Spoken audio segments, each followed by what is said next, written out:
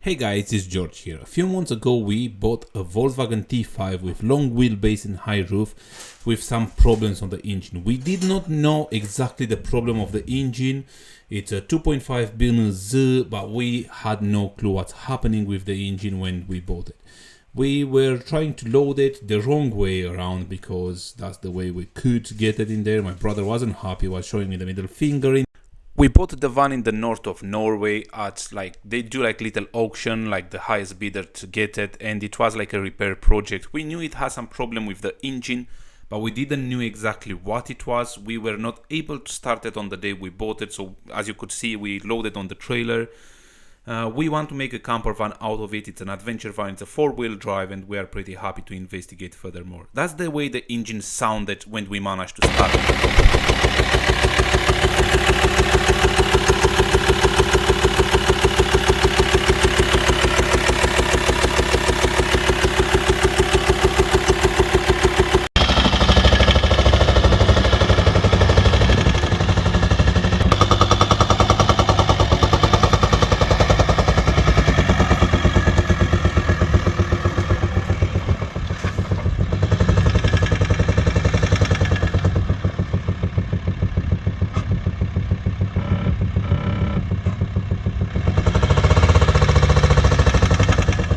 As you can see in here, the engine has absolutely no power, it makes horrible noises, and I was trying to go uphill and didn't manage. I figured out it could be the hydraulic tappers and the camshaft, which is a common problem on this 2.5 engine. Because in Norway it would be way too expensive to fix this car. We put it on a trailer and we drive it down to Tallinn, to Estonia, and there we found a little garage with people that know what they are doing to fix the car. They fix a few Volkswagen the same engines, the same problem in the past, so they knew what they are doing in a really small garage in here. Okay, so for the T5, for the job in order to have access to the engine bay, what we've done, we remove the front bit, we remove the covers and everything, and then we put some spacers. So we moved the whole front a little bit, but it's not off. And we've got some screws, longer screws, we've welded on the right sides there on the nuts. So basically everything is coming out, so we have space to do the work. So as you can see, there is space enough to have access to work. There is enough space to put the cars to secure the main shaft. You can see that in there, and there. So it's not the best approach, it's not the easiest. It's easier to just get the whole engine out, but this works for us. At this point we could see with a mirror that one of the hydraulic tappers has a hole in it and the other one's looking like quite bad shape, so we start removing everything that was in there.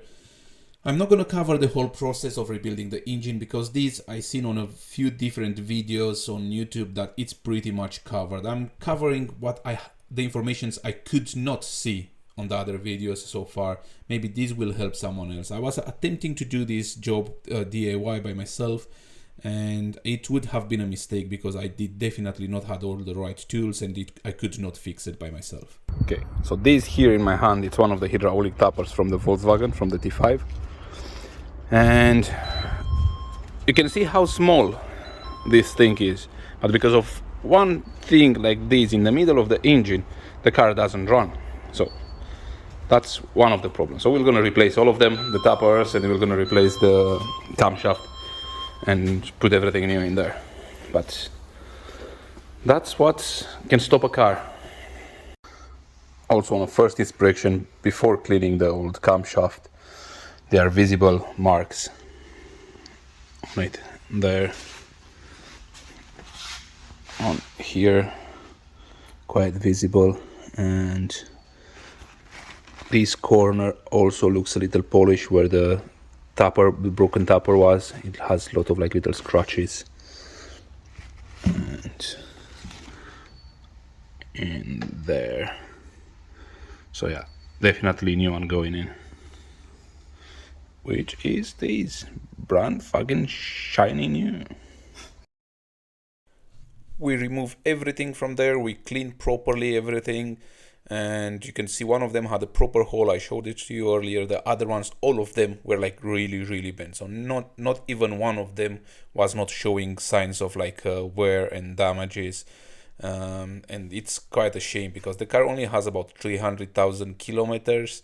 I know some of them that developed this problem much sooner, but that's something very common on these 2.5 engines on Volkswagen. We put all the new tappers inside, and then we start preparing for the camshaft and the little bearings, the half bearings that are in there. So now everything is new inside there, and we just put everything back together, and hopefully it will be back to original shape and we'll have the power needed and we'll make the right noises.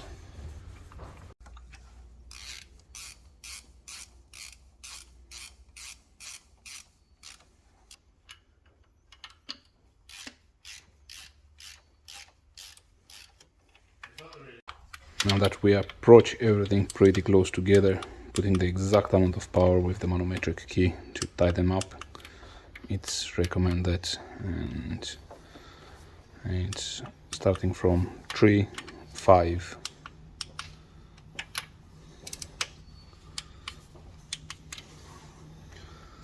2, 4.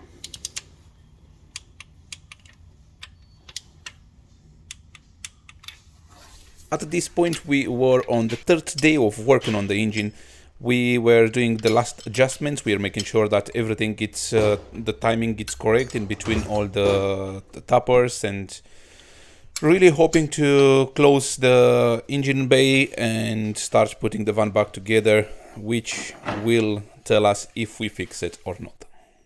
On the same time with like changing the camshaft, we also replace all the filters, oils and everything, and we were hoping for the van to be ready and to start it, to be able to drive it from there for another like 2,000 kilometers before we start the main conversion of the van. And now it's the first attempt of starting it. Let's see what it happens.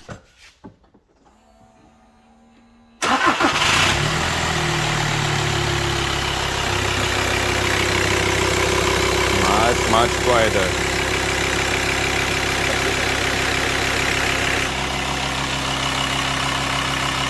That sounds about right. The whole job took about 3 days of labor. It cost us about 1,200 euros, including all the parts, all the new parts and the labor. I really hope you got a little more information what is involved in doing this job, and you take the right decision. Either you tackle it yourself or you take it to a specialist, as we did. Thanks for watching. You are already helping by watching this video. I'm not doing this for business. I'm not a professional. I'm trying to put up some information. If you want to follow up the process of the van, turning up into amazing camper van, the whole painting process and the interior build, please consider subscribing and staying tuned for the next videos that will follow up. Thank you.